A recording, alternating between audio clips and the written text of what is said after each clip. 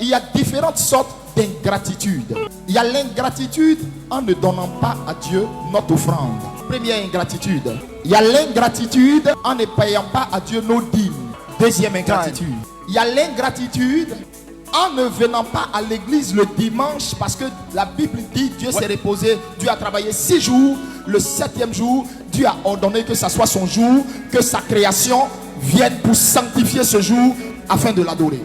Donc c'est ingrat d'être en vie, de respirer et puis ne pas venir à l'église dimanche. C'est que tu ne sais pas, le ciel ne t'écoute pas dans tes excuses que tu donnes. Et tout ça est compté sur ta vie comme péché, et tu vas rendre compte au ciel. Parce que tu désobéis à une loi divine. Le sabbat, le culte, est une loi que Dieu a instituée.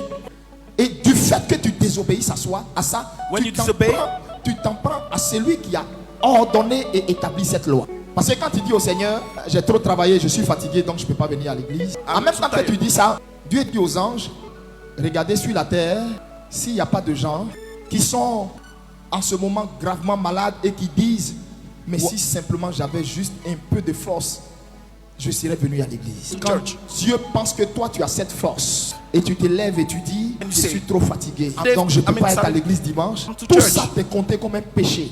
Et c'est une forme d'ingratitude. L'ingratitude va encore plus loin à travers notre manière d'adorer Dieu. Quand nous sommes dans sa présence, je vais te donner un très bon conseil. Quand on n'a pas envie d'adorer Dieu, quand on n'a pas envie de louer Dieu, quand on n'a pas envie d'acclamer, quand on n'a pas envie de chanter, on ne vient pas à l'église. Parce que ici, il n'y a que Jésus-Christ seul qui est Seigneur. Ici, ce sont des personnes reconnaissantes à Dieu. C'est pourquoi vous devez comprendre, il ne faudrait pas que mon attitude même offense Dieu. La Bible dit Dieu regarde à ton cœur. Donc l'attitude dans la présence de Dieu détermine la bénédiction qu'il va faire descendre sur toi. Rappelez-vous toujours de David. Il y a des gens qui ne sont rien.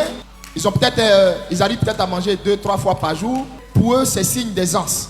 Ils ont un petit boulot rémunéré à 500 000, 600 000, 700 000, 800 000. Ils sont trop bénis. On dit David était roi. Et lui, dans sa position, la Bible dit, il s'élevait, dansait, s'humiliait. Le mépris que tu peux avoir en venant dans la présence de Dieu ou dans une communauté peut fermer le ciel sur ta tête. Parce que tu sais pas quelle est l'alliance que Dieu a avec le lieu.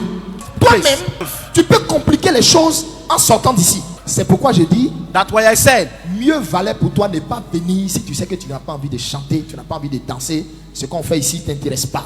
Souvent, Dieu même ne viendra pas t'enseigner. Il laissera ton intelligence et la réalité du monde dans lequel tu vis là t'enseigner. Le respect que tu dois donner à Dieu. Donc vous devez comprendre, l'attitude dans la présence de Dieu va amener Dieu à se pencher sur ton cas. Va amener Dieu à te parler. Parce que le Seigneur dit, j'honore celui qui m'honore. En un mot, je n'honore pas celui qui ne m'honore pas. Beaucoup de chrétiens dans les églises que nous voyons là seront surpris de rester le jour de l'enlèvement à cause du manque de respect de la divinité qu'ils adorent.